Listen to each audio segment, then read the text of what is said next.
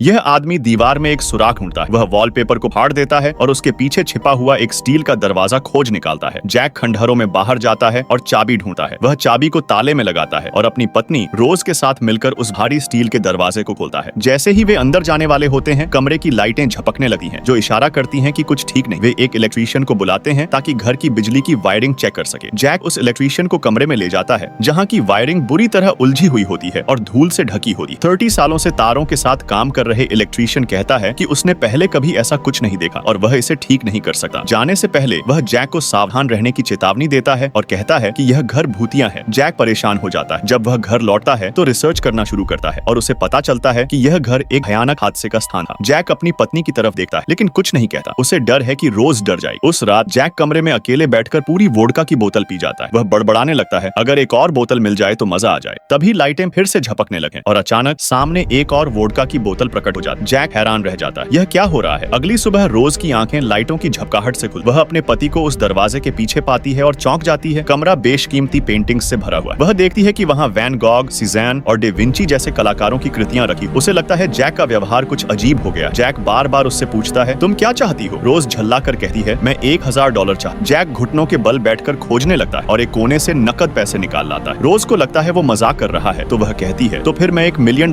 चाहती हूँ। लाइटें फिर से झपकती हैं। फिर कुछ अविश्वसनीय होता है। कमरा पैसों के ढेर से भर जाता है। ऐसा लगता है जैसे उन्होंने एक नई दुनिया खोज निकाली है और अब वे इस कमरे से पैसे निकालने लगते हैं और एक ऐसी जिंदगी जीने लगते हैं जहाँ जो चाहो वो मिल जाता है। वे ऐसे कई महीनों तक जीते लेकिन फिर धीरे धीरे बोर होने लगते हैं। रोज को लगता है कि ऐसी जिंदगी में कोई मतलब नहीं। जैक अपनी पत्नी की बेचैनी को महसूस करता है और उसके लिए एक सरप्राइज की योजना बनाता है। वह रोज से कहता है कि आंखें बंद कर और उसे एक कमरे में ले जाता है। जब वह आंखें खोलती है तो एक पालना क्रिब देखे। उसे समझ आता है कि जैक एक बच्चा चाहता है लेकिन रोज पीछे हट। उसने पहले 2 बार गर्भधारण की कोशिश की थी लेकिन दोनों बार असफल रही। यह बात उनके बीच तनाव पैदा कर दे है। रोज अंदर ही अंदर उलझन में धीरे से उस पालने को छूती है जैसे कोई फैसला ले लिया हो। वह उस कमरे में जाती है और एक इच्छा मांगती है। जब जैक घर लौटता है वह दरवाजे पर ही स्तब्ध खड़ा रह जाता है।